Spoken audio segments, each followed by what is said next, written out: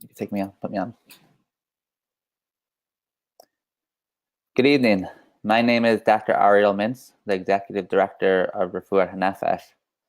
Welcome to our monthly live conversation. The topic tonight is dating. Does anyone have a map? And this is a topic actually not just for people who are dating, but for anyone who's in a relationship or wants to be in a relationship. Before I introduce our speaker, Rabbi Dani Bauer, I would like to remind people that Refuat HaNefesh's annual creative contest is coming to an end at the end of this month.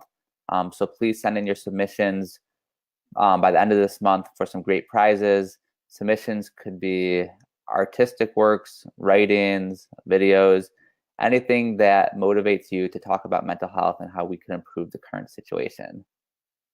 Tonight, we are very privileged to have with us Rabbi Dani Bauer.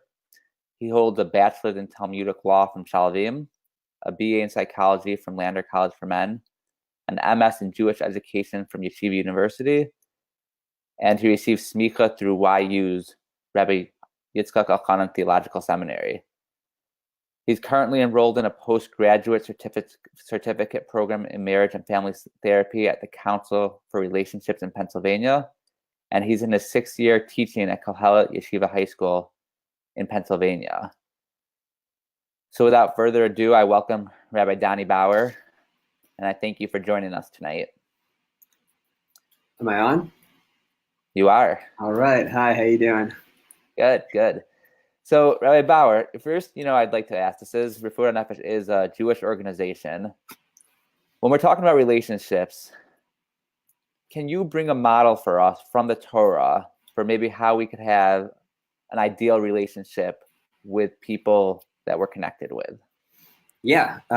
Before I do that, I also just want to kind of say thank you for bringing me on board. Do I call you Dr. Mintz or Ariel?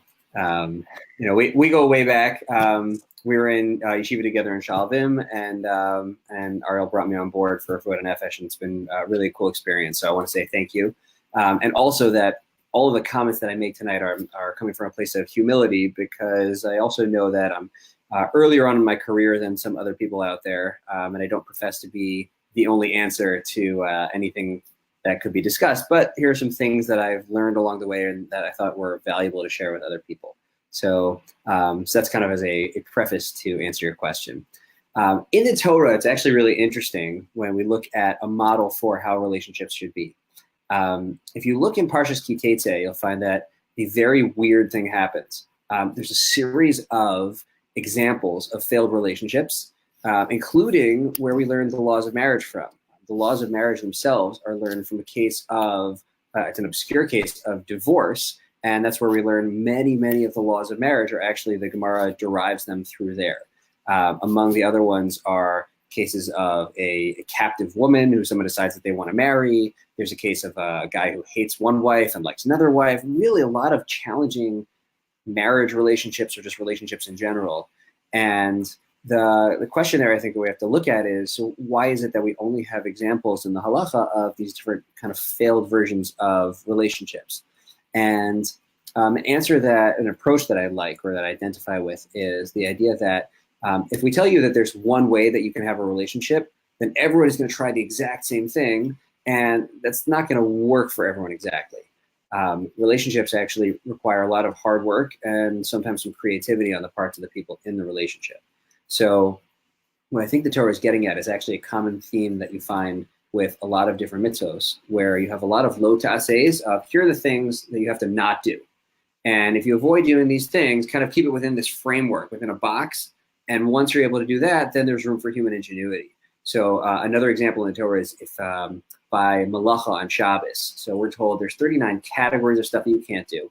And then there are the subcategories. So we have the avos, then the toldos, and there's just categories, subcategories, and then rabbinic enactions, and very few positive mitzvahs of what you should do. Kiddush and meal and lechem mishnah, those kinds of things. But there's very little that we're told about how exactly to have a rewarding Shabbos. And I think the same idea is true there, where we're given this framework of here are the things that you need to avoid in order to keep the sanctity of Shabbos.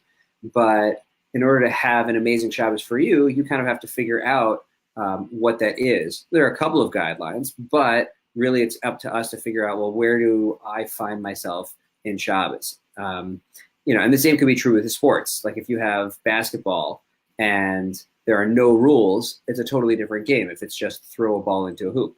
But it's the rules of like no traveling and no double dribbling and all the different rules that give it the shape and allow it to be a good game. And even though you have the same rules every game, the outcome can be totally different.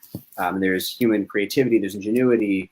Players have to think creatively of who do I pass to and when, all the different ideas. So I think that model holds true, again, in marriage, where the Torah gives us all of the different out-of-bounds relationships and says, don't do this and don't do that either. This is a bad idea. But we're given a lot of room for creativity to figure out how are we going to connect with somebody else and build a relationship. So I think that's potentially the model that the Torah is really showing us. So I guess that begs the question then. So the Torah is setting things that we shouldn't do and showing us what may lead to a failed relationship. Mm-hmm. But what are some of the things that maybe we should look for in a relationship or things that we could do to strengthen a relationship?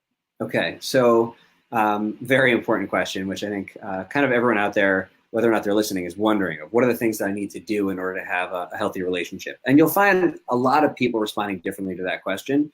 I think it's helpful kind of to organize them in a couple of different ways. So the first thing that I think we need to do is figure out ourselves. Like before I involve someone else in my life, I need to know myself pretty well. Like an example of that would be, I need to know what my values are. If I don't really know what's very important to me, then how can I bring somebody else into what should be a permanent relationship and then kind of just see where it goes from there? If I don't really know what's important, then I might get into a relationship with somebody with very different values. So that's a simple example, but maybe more advanced example within self-awareness is knowing what are my triggers, like what gets me not just passionate, but what gets me nervous. There's a theorist, Sue Johnson, who refers to that as our raw spots or our sensitive areas where the more we know about ourselves and our upbringing and our personalities and vulnerabilities, the more that I can kind of take into account what I'm going to bring into this relationship. And that kind of self-awareness allows me to have a much healthier relationship with somebody else. Also, what modeling do I have from home? So my family is going to be very different from your family, and we may react to things very differently. And that's really important to keep in mind because we kind of come in with these assumptions of, well, this is how we did it in my family, and I'm just going to continue doing that because that's what we did and that's what I'm used to.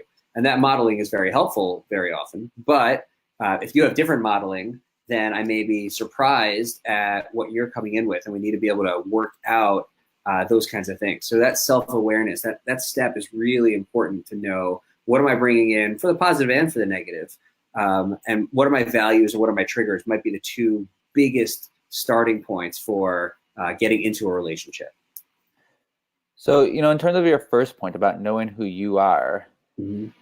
I find that to be a very difficult thing to know. I think each person is very different, from high school to maybe learning a couple years in yeshiva and then going on to college or career.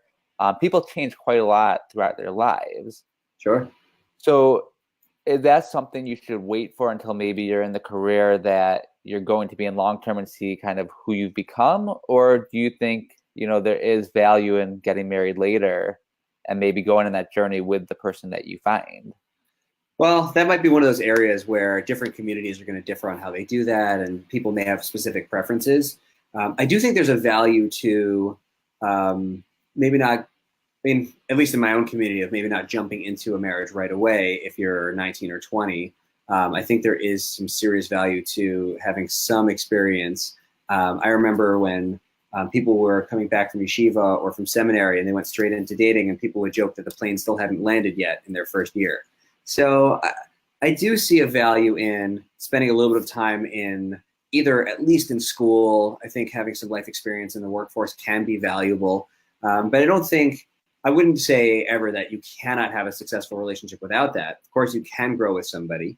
But at least then, if you're going to decide to grow with someone, know maybe a little bit about what your triggers are. Try and spend some time figuring out your values. Even if they'll change, at least at some point in your life, you should know what they are.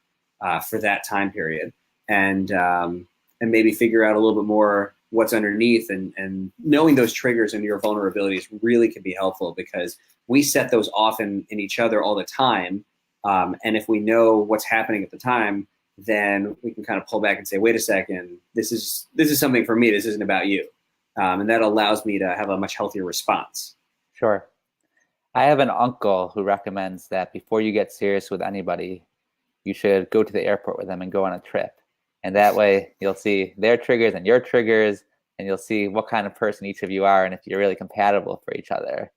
What are some other ways that you could figure out what your triggers are or get to know somebody else also, before you're too far along? Okay, so it's actually a great idea, though, of going to the airport and going on a trip. And I had friends who went to the airport just for a date there, but that's really taking it to the next level if you're going to then go on a flight.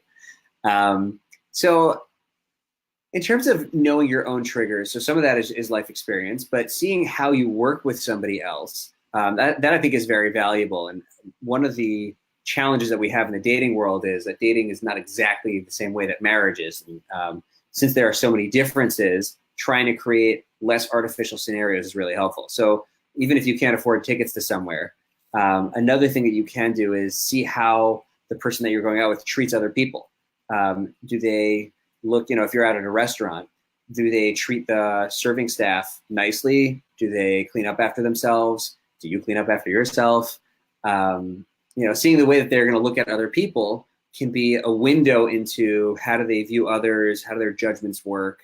And that's also kind of a good area where we can think about ourselves also of, well, what kind of person am I and who do I want to be? If I'm not treating a waiter nicely, then maybe you shouldn't be marrying me. And we have to be really careful about just what we're coming in with in that sense. And also, simple things of how do they behave when they don't get what they want? So if we are discussing something and you want to do one thing and I really want to do something else, well, how do you react to that? And how do I react to that? So if you're going to all of a sudden explode of, this isn't what I signed up for, and you get really, really upset because I wanted to go for ice cream and you want to go for frozen yogurt. So then, maybe we have to work that out or at least have a discussion about it. I think that's an important way of seeing things.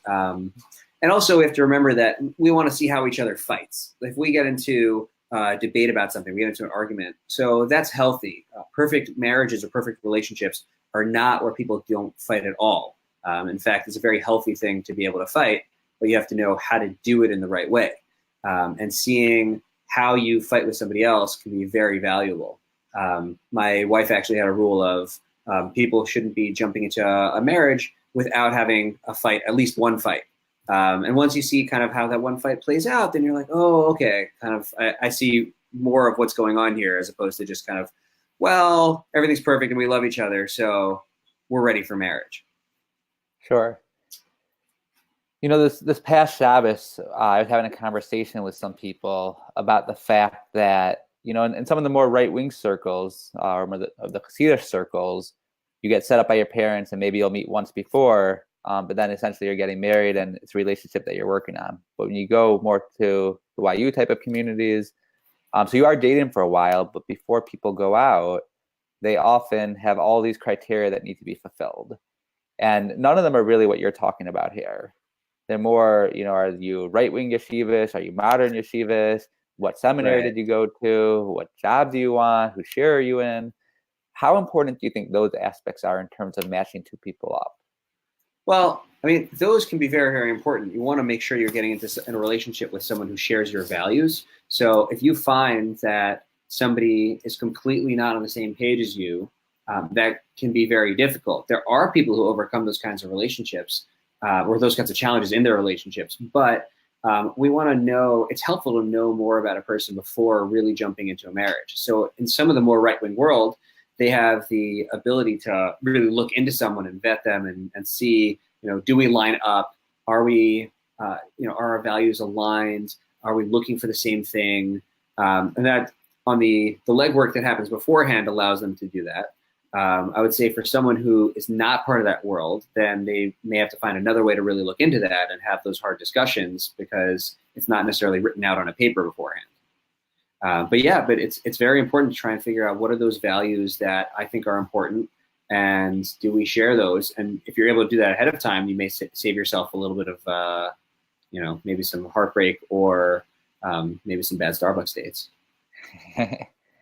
Worst case scenario though, I think sometimes people will get married before they're really sure what it is that they're looking for and who exactly it is that they're marrying. I think there's a lot of pressure with dating. No matter what part of the Orthodox community you're part of, I think everyone feels the pressure to get married. And sometimes, maybe because you're young, you don't ask the right questions. Maybe you're moving a little bit quicker than you're comfortable with because everyone else is. So my question for you is, what can you do after the fact? If you're realizing some values that you don't share after the fact, is it too late? Or maybe I was recently reading in the book, the 7 Habits of Highly Effective People, love is a verb. Love isn't something that just happened. Love is something that you make. If you want to love someone, there's certain actions you could take. So for the people that are, watching this now and they're realizing they unfortunately didn't get your advice when they were dating, what can they do now? Well, so I think you actually touched on a really cool idea that we find in Judaism also. Rav Dessler has a relatively famous idea when he talks about love being the shoresh, the root of it being of ahava is hav, which in Aramaic means to give. So the idea of love being a verb, I think actually is a really, really important value of knowing that love takes work. And even in the best of situations where you are with the person who is the person of your dreams, whatever that looks like, you still need to work really hard. So for someone who is in a situation where they feel like this isn't what I really thought I wanted, or I hadn't thought about what I wanted, now I realize that it's not, there are definitely things that you can do. I mean, there's always hope, and you have to both be willing to work. That's really the biggest thing, and you have to be honest with yourself and with your partner. So if you realize that there is something that you find important, you need to be able to have those difficult conversations where you can do it from a place of mutual respect. If you can't come from a place of respect, then it's much more difficult, and it's a much more uphill battle because you really aren't seeing eye to eye and you can't even have a conversation about it. But if you're coming from a place where I understand what your values are and I may disagree with them, but I appreciate you as a person, or I at least understand what that value is, that gives us much more of an opportunity to kind of figure out, well, how can we compromise on that and how can we have a real discussion about it? Sure. For those of you just joining us now, we're with Rabbi Dani Bauer, a very accomplished rabbi, as well as someone who's in the process of completing his training for marital and family therapy. And he's talking to us tonight about how we could improve our relationships and some things to look for if you're not yet married and you're looking for that right person. This past week, my wife and I were reading a very interesting article in Psychology Today, and it was talking about how some people are looking for people almost exactly like them. So, one of the areas was talking about these identical twins who have decided to only marry other identical twins because they want someone that could completely understand their perspective, has gone through the same life experiences as them, and they're, very rigid that that's the only type of person they're going to marry. In terms of looking for people with similar family background or similar personal experiences, similar values, that sounds like it's probably the right way to go. But is there any harm in trying to find someone that's too similar to yourself?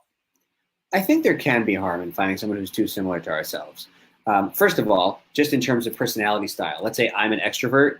If you're also an extrovert and we're both trying to get the limelight all the time, then we end up fighting for space. Now, that's not to say it always happens like that, but there can be that risk factor. Just because we're similar doesn't always mean that is the best thing for us. It also means that I may not necessarily grow as much because if I'm marrying a yes man or yes woman, then every single time we have a conversation, we're just kind of agreeing, and then everything's just kind of self-fulfilled. I'm like, oh yeah, this is important to me, and you think that it's important, and therefore I don't have to really think about it much. And we never challenge ourselves or grow that way. So I think there is enormous value in making sure that we're in the same ballpark of values, and that we're, I would say that we can, kind of like I said before about aligning ourselves. But if we marry somebody who is the same, I think that's more risky than the potential reward. At least especially in the case where you have two twins looking to only marry two twins. You also want to push yourself to kind of understand somebody else's perspective. I think the same thing is true in therapy, right? You probably work with people who you haven't been through the same kind of hardship that they have, but you have to kind of stretch your way of thinking and then bring them into your life and figure out a way to help them. So in our lives, I think we may often find that we can help someone more by stretching the way we think about stuff or bringing in different perspectives. And if we just marry or look to marry someone who's exactly like us, I think we can miss out. Sure. Earlier, you mentioned that having fights isn't necessarily a bad thing. And, I think it's probably important to state that people typically do have fights. And Sure. I think, when people first get married or even when they're still dating, they might get very nervous when they have that first fight or if there's a few fights, because people are so quiet about their fights that they think it's very abnormal. I'm curious if you could elaborate more on how to have a healthy fight, because there's a very large difference between, fighting all the time in an unhealthy manner, versus having productive fights where it could actually strengthen your relationship. Right. So one thing that we have to keep in mind is what our families fight like. How do they fight in my own family? Because if in my family they fight very differently from your family, we may have different reactions to a fight. So for example, if you come from a family where a fight meant somebody walked out of the house, then if you and I are in a fight, I'm going to be nervous the whole time that you're going to all of a sudden just walk out. And that fear is going to shape the way that I react to things. And that's very important to keep in mind. So the modeling that we have is very, very directly going to affect the way that we argue and the way we perceive someone else's argument. That would be, I think, step one. Step two is, or maybe 1.5, is the way that Sue Johnson refers to the way that we fight, or one of the parts that she talks about. And she's one of the kind of gurus in the world of, officially, it's EFT family therapy. So one of the points that she makes is that we shape our partner's responses also. So depending on how I respond to you is going to shape how you respond to me. So if every time you want to discuss something that's important, I start yelling at you, then you're going to withdraw more. And what we end up getting into is this kind of loop where I'm going to have one personality and then you develop another personality, and our fight can then turn very unhealthy if we do it wrong. So the way that I respond to you is also going to change the way that you bring things up with me, and vice versa. So that's also really important to keep in mind, is that our actions completely have the ability to shape our partners for better and for worse. So if I can be vulnerable when we're disagreeing, that will allow us to have a much healthier disagreement. I think another theorist who's really important to mention is John Gottman, who's also a Jewish theoretician, that's not a word, but a Jewish theorist in the world of marriage and family therapy. And he's done a lot of really cool research-based stuff. And one of his probably most important points is that he says couples don't fight over material. Like, we don't fight over the content. What we're really fighting over, probably 99% of the time, is the lack of emotional connection, where we think that we're fighting about whose job was it to take out the laundry, or who was in charge of washing the dishes, or whose turn is it to change the baby's diaper. We think that's what we're arguing about. But really, we're arguing about, do I feel like I'm being heard by you? Do I feel like I'm being seen by you? And those emotional connections where if I do feel like I'm being seen, then we have different kinds of arguments. And if I don't feel like I'm being seen, then I may raise the volume. I worked with a couple once where that was really one of their struggles, where if one of them felt like they weren't being heard, they would raise the volume in super unhealthy ways, like breaking things in the house and whatever would work in order to get the attention. So we have to be very mindful about that when we get into an argument. I would add also, John Gottman talks about the 4 horsemen of the apocalypse, and the way that he describes them. So to go through them, they're contempt and criticism. Criticism. It's embarrassing. We don't know exactly what they say, but so let me get it so that way people who are watching don't. Well, while you're finishing that sentence, Sure. I'll actually chime in here and go back to something you mentioned, not the topic of our conversation, but I'll actually give a little plug for you. You mentioned, different families and the expectations of what's coming from each family. Rabbi Bauer actually wrote a fantastic article for us a year or two ago on that very topic, about kind of what to expect when you're going to family for holidays. And he gave some very good advice about how you could avoid getting into fights with either your spouse or the other family members, just by being prepared for what you're going to expect, because we all do come from very different backgrounds and have different expectations. So I encourage anyone that's interested in that, especially with Pesach coming up, and there's going to be a lot of family time together, check out the Refuah Nefesh blog and look up Rabbi Dani Bauer, and you'll find a fantastic article that may help you with this year's Passover Seder. Thanks.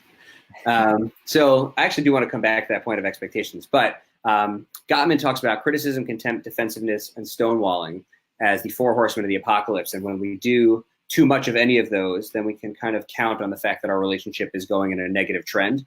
He actually argues that based on just some video footage of watching a couple disagree about something or just interact, that he can predict up to something like 90% of whether or not these couples are going to stay together.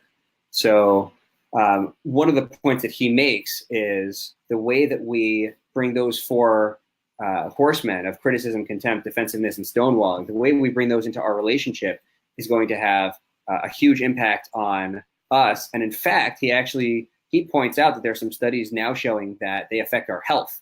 He talks about how relationships that have contempt, where I don't respect you at all, those relationships can actually have a negative effect on someone's immune system, and their direct physical health can be affected by their relationship health, which is, I think, part of why it's important to keep in mind that relationships really are part of our mental health. Like, we could think of them as a separate area, but they directly affect how much stress we have, and apparently can even potentially affect our immune system. So we need to make sure that we are in healthy relationships if we want to live healthier lives. Right. How about the inverse of that? Would that be true that if you're in a good, healthy relationship, that your health is better than average? I imagine so. I haven't seen the studies on it, but it seems to make sense. I mean, if you're going to have less stress, that allows you to be healthier. If you're with someone who's supportive and encourages you to do the right things, like exercise. My wife convinced me to join the gym. That's been good for me.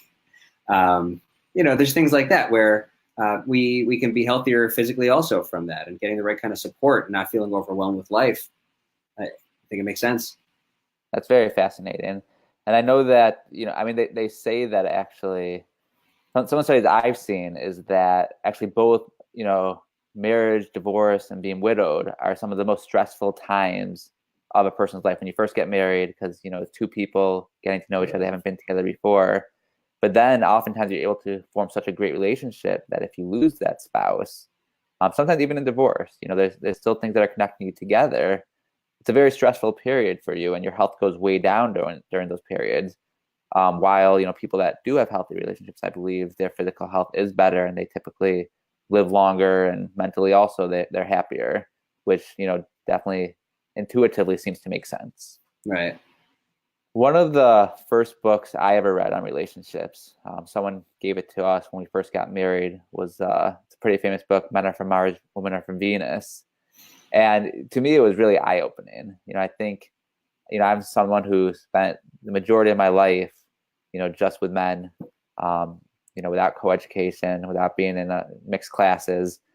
And I didn't really understand the female perspective. I didn't understand. I figured they think like I think.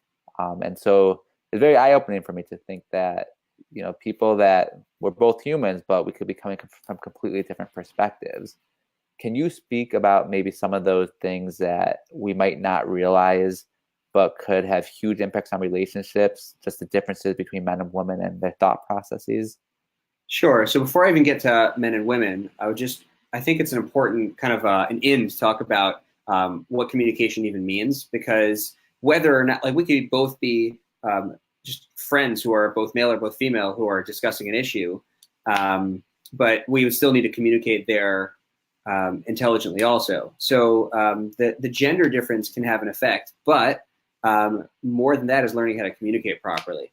I remember when we were in yeshiva, actually, in Shalvim, so I remember Rav Nussbacher once talked about a guy who decides he's going to get his wife a birthday present. He thinks, well, I'm really into power tools, and I love power tools. I love her. So it's, I forget which property that is in math, distributive, transitive, whatever it is, and he says, okay, well, if I love tools and I love her, then she loves tools. For her birthday, I'll get her a toolbox. So, that's it's an easy mistake to make. So I think there are probably two different areas where that gap can be overcome. One of them, I think, is what Gary Chapman talks about in his 5 love languages. Knowing what your love language is, and he has a website where you can actually take the quiz and figure out what your top love language is.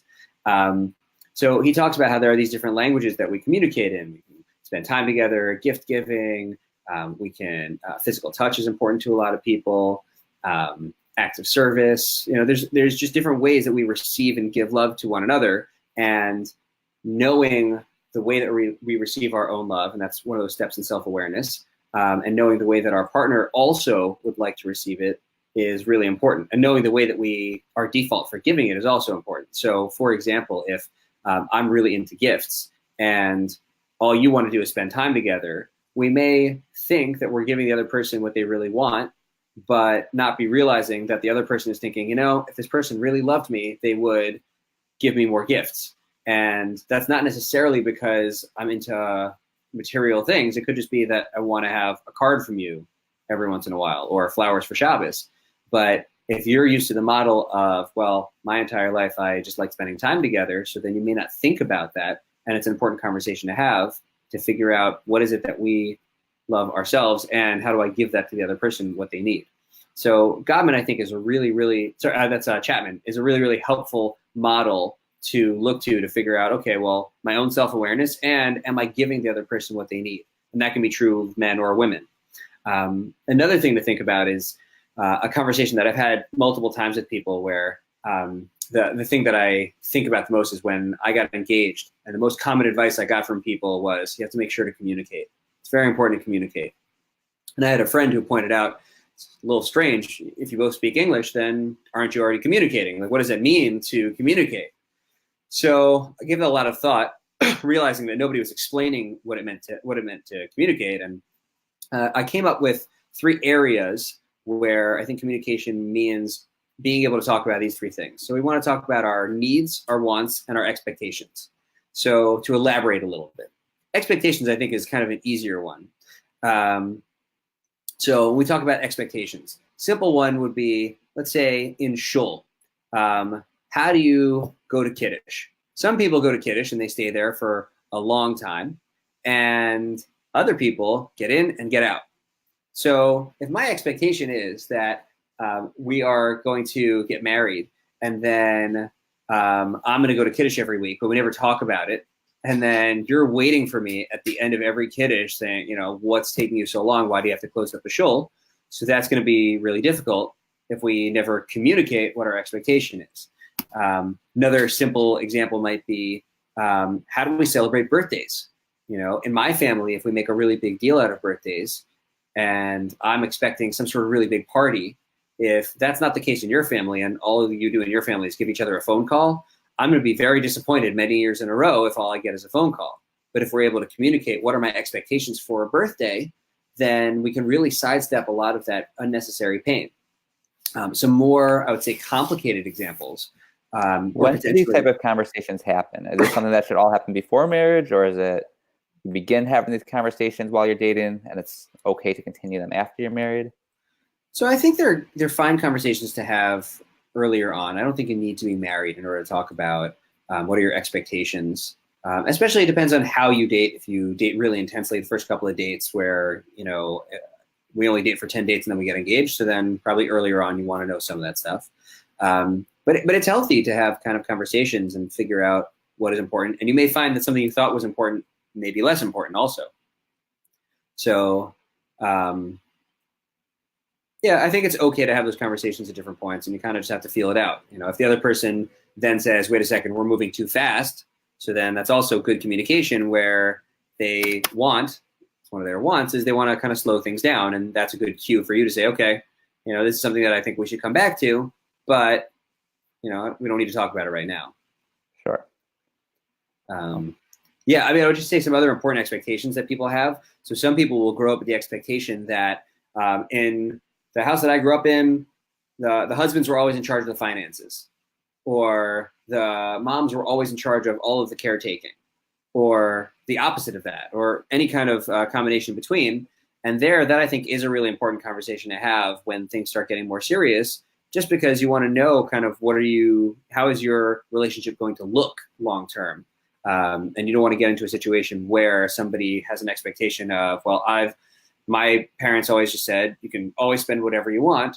And you come from a family that is more conscientious about their spending. that could be a really serious conflict. And we want to try and avoid that, or at least know what challenge we're going to have later on, so that way we can prepare for it emotionally. Sure. Can you give some advice as to, so you know that there's something that's bothering you about your partner. What are some ways to maybe start the conversation? What are some words or some sentences that you could use to help facilitate the conversation versus what are some maybe, big red flag words that you should never use?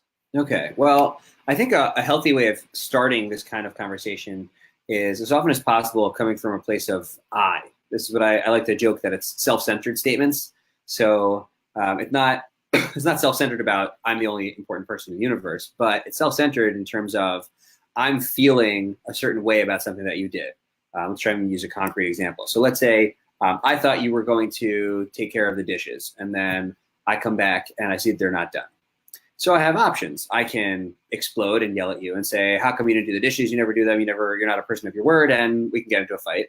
Or I can say, I'm feeling unheard. I thought that we had spoken about this and it wasn't done. What happened? And even though you know that I'm still perhaps upset on some level that you haven't done the dishes yet, the way that I'm bringing it up is not as an attack. It's, can we work this out? And maybe there is a reason that you didn't do it. Maybe you were doing something that was more important, like taking care of the kids, and just hadn't gotten to it yet. But if I immediately start with an attack, you're going to get defensive immediately, because who wants to be attacked all the time? And if you're in a protective state of mind, you're not going to be able to hear really kind of anything that I'm saying. And we know that scientifically also, if your amygdala is firing, and that's the emotional center, the alarm center of your brain, if that's firing loudly, you can't really have a conversation. It's sort of like if you're in a school, teaching a school, so we have this happening. When the fire alarm goes off, you can't really have a subtle conversation about philosophy while this thing is blaring in your ear. So you need to turn down the amygdala so that way our prefrontal cortex can kind of get involved in the conversation. And approaching it from a self-centered way of, I'm feeling X or I'm feeling Y, that allows us at least an initial in more often than not. Sure. In terms of the amygdala firing, sometimes when the amygdala is firing, it's really hard to think about what you want to say. And it's really hard to not say things that you don't mean. I know there's kind of an old adage that you should never go to sleep angry at each other, but I mean, is that something maybe couples should do if someone feels that, they're really going to have trouble keeping calm during the conversation? Right. So in terms of the going to sleep angry, I think you have to know yourself and your spouse a little bit, but I think there can be situations where it is healthy to go to sleep, even if you're angry, if it means that you're going to be able to have the conversation in a healthier way, especially if staying up until 3 a.m. arguing about something, and then you have to get up for work in 4 hours, and then you're just going to be grouchy the entire day. Causing yourself to be more irritable is not necessarily the better solution. Now, if you just decide that you're done with the conversation and your spouse is not done with the conversation and you just turn over and go to bed, that may be more damaging than anything else, because they just see you withdrawing and then they feel kind of totally left out and hurt by that. So you have to make sure that if you're going to go to sleep angry, you have to agree to do that, to save yourself kind of that conversation. But there are also things that we can do in order to slow down. You're right that we need to get our prefrontal cortex engaged, but if we take some deep breaths, I mean, there are a lot of mindfulness techniques that are used where people can slow their reactions down and they don't have to react in an angry way immediately. Now, in a healthier situation, we learn to communicate, hey, wait a second, I need some space right now because I want to react in a healthier way or in a better way. And if you continue to pressure me about whatever this issue is, then I'm not going to have the response that's helpful. Now, that's obviously an ideal situation. We don't always react like that. I mean, I know for a fact that I have not always reacted like that. I mean, when we get attacked, our shields go up. But the more that we practice trying to have those conversations where we recognize or we feel it in our bodies, using biofeedback can be very helpful. When we feel that in our bodies, then we think, okay, well, I've got to slow down, or I've got to take a breather or drink some cold water. We don't have to react the same way every time, and we actually can have more choice over that than sometimes than we realize. Sure. For those of you just joining us now, we're talking with Rabbi Dani Bauer, who is in training to be a marriage therapist and is also the relationship advisor for Refuah HaNefesh. And he's given us some advice for how to have healthy relationships. Up until this point, we've spoken a lot about what to look for while dating, and how to have healthy conversations during your marriage, or during dating relationships. Do you have advice going to the positive side? What can we do to build a positive relationship aside from avoiding, bad fights and fighting well? What can we do to make a relationship even better? So there, I think John Gottman also kind of hits that on the head, where he talks about bids for connection and a 5-to-1 ratio. So his idea is that in every relationship, you should have 5 positive to every 1 negative interaction.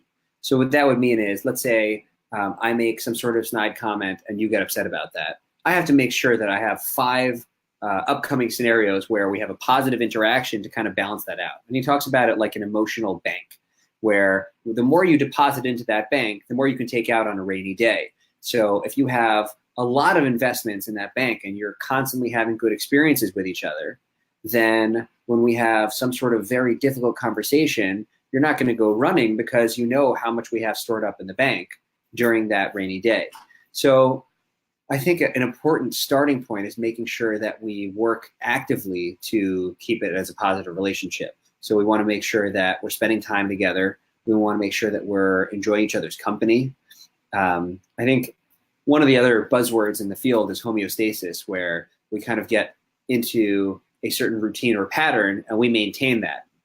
Now, if we're doing that in a good way, so that could mean that we have date night every week and we have conversation night every week, where we make sure that no matter what's going on, we spend time connecting with each other on an emotional level or on an intellectual level, whatever it is that suits us. But that can also work to the negative, where if we keep spending so much time doing other things and not making time for each other, then it's going to be our natural default to not want to spend time together. And we're going to subconsciously find ways to avoid each other. So the more we can have those positive interactions and figure out ways to build time together, the more that's going to help us. And that could be, it doesn't have to be a fancy date. It could be going for a walk together, but setting aside that time to say, I really value my time with you. I want to spend more of it together. I think that really makes a big impact in terms of letting the other person know that they're loved and that you want more of their time. Especially when we consider that so much of the fights are really about emotional connection. So the more that we try and actively have that positive emotional connection, the better. And learning the love languages of what is it that you really, how do you like to be loved? And then trying to do that. The more I can, meet your needs, the more happy we're going to be, and vice versa. Sure. It sounds pretty complicated to have a healthy relationship. It's amazing how quickly we all jump into these relationships. There's a lot to know. Yeah, I would respond to that. One of the things that I think maybe we should make more of a push for in the Orthodox community, and really the community at large, is to go to pre-marriage counseling to try and get some of those tools before we jump into our marriages. We take the time very often to go to chassan and kala classes, and we may know the halachas, and we may even get a shmooze from one of our rebbeim or respected teachers or wherever it is, but it may be really helpful to sit down with someone who's trained in the area for a couple of sessions together, just to at least see if there are things that we didn't know or get some simple advice. So I would love to make the push in the wider community that we should really be going to pre-marriage counseling. And yeah, we should be ready to do a lot of work. Good relationships take a lot of work. It's good, but it takes a lot of work. I think most good things in life take a lot of work. Pre-marriage counseling, sounds like a fantastic idea to me. I think it would save a lot of heartache, and really strengthen all of our relationships. Even for people that have good relationships, I think, Shana Rishona could be very difficult. Yes. And I think knowing some of this stuff going in would lead to a lot of problems solved before they even start. Yeah, I wholeheartedly agree with that. It's a great way of phrasing it also.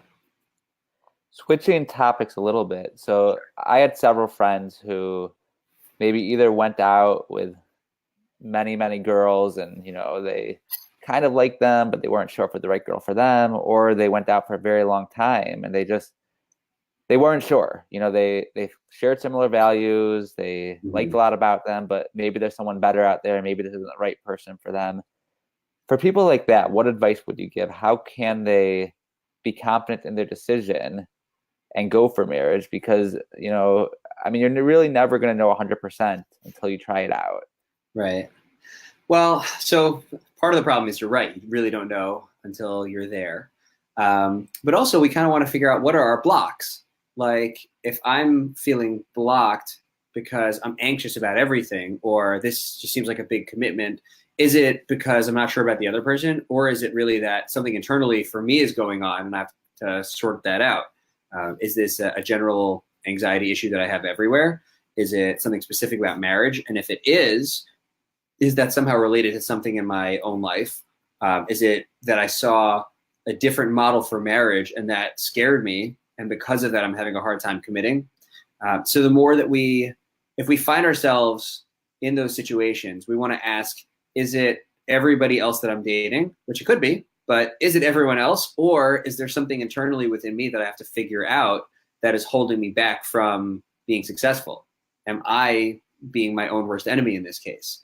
And that happens a lot, where we kind of just assume that it's everybody else, and then we don't realize that, wait a second, I've been going out with this girl for a year and I still can't ask the question because I'm afraid of something in my own life, and I never sorted it out, and I've never really looked into my own psyche to figure out what's going on in there. So I think having a better sense of self as much as possible, and trying to understand what are my vulnerabilities and what am I scared of, and really sometimes you need to have faith. It's helpful to have good people to check in with, and it's also, this is maybe why Emunah is kind of the, faith in God is the bedrock of our belief system. It's called the belief system for a reason. So that's also a big factor. We have to kind of trust that God has the best in mind for us, which for some people is easier than others.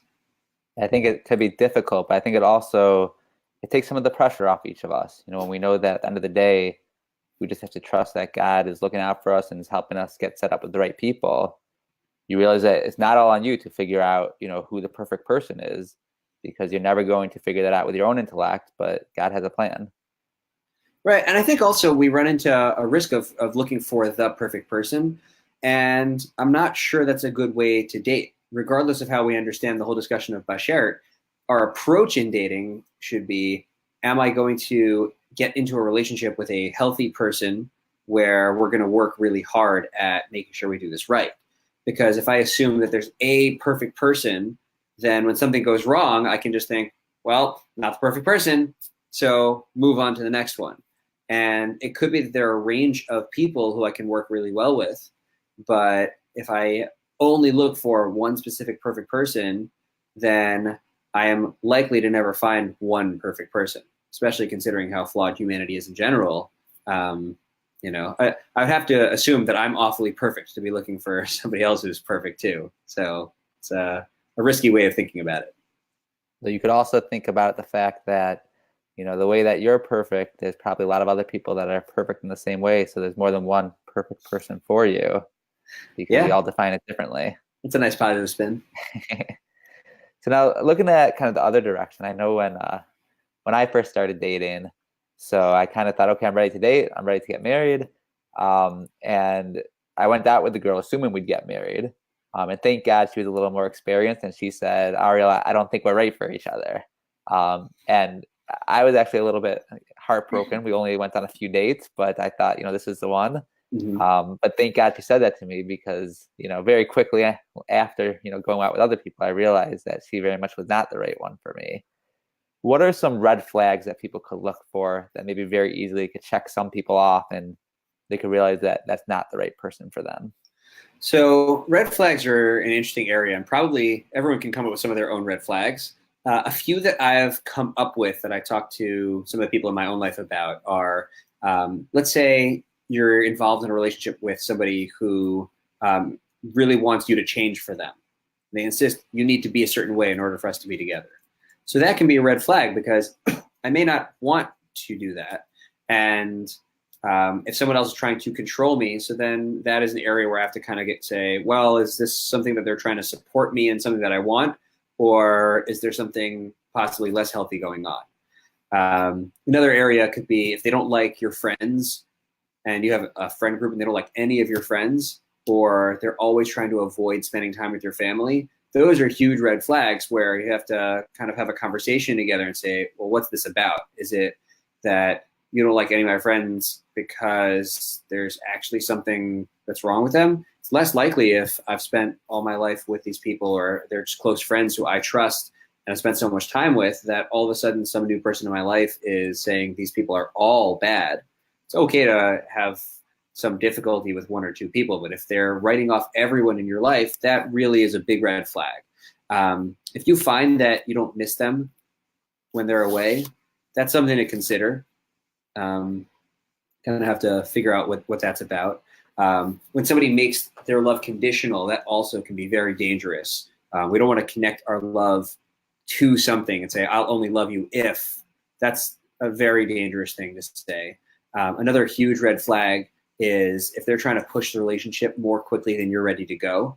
What that's communicating potentially is I'm more interested in me and how you fit into me than what's good for you. And if we want to be in relationships with people, we want to be in relationships with people who have our best interest in mind as well, because if we're going to spend our lives together, we need to have each other's best interest in mind.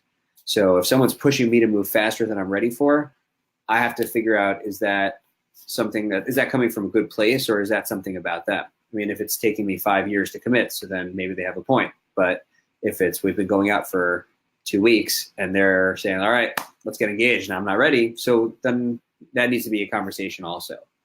And finally, I would say also, if you feel like you can't open up to the other person at all, so then that can be a red flag about them or about me, where I have to figure out, well, am I not opening up because they don't create a safe space?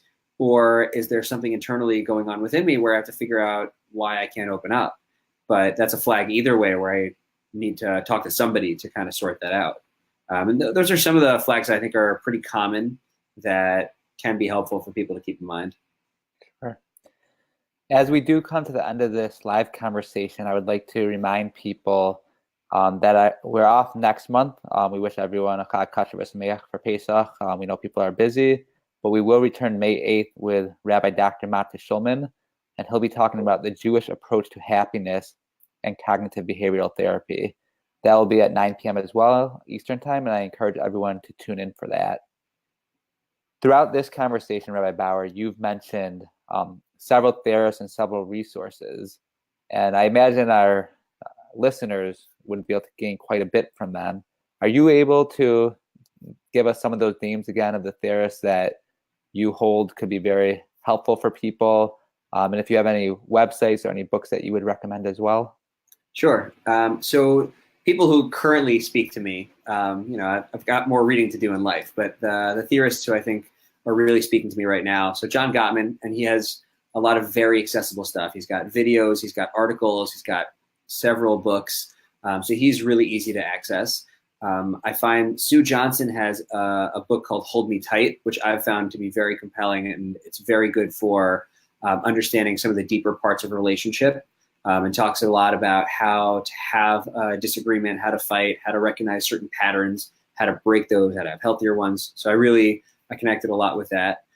There's another book that's sort of like the pre-marriage stage. It's by a theorist called John Van Epp, and the name of the book is How to Avoid Marrying a Jerk.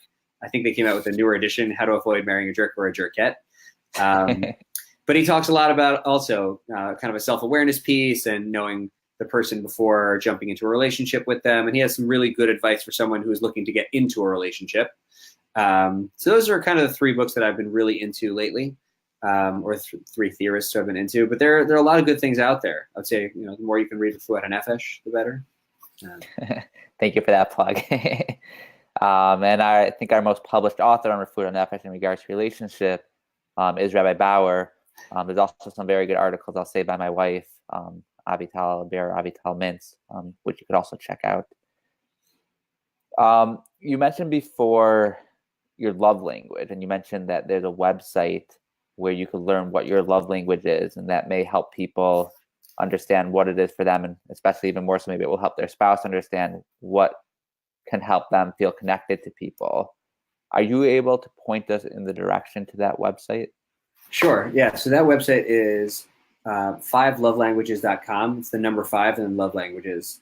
And if you just type into Google love languages, it's the first link that came up for me. So it should be one of the first ones for other people also. Okay.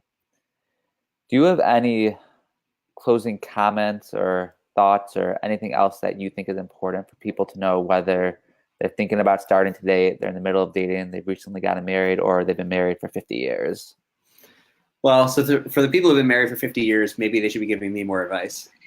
But I think for all of us, maybe a perspective to keep in mind is that the better things are in life, or the more important the thing can be, usually the more work it is. I find that marriage is a lot of work, and it's also probably one of the best things that I'm involved in.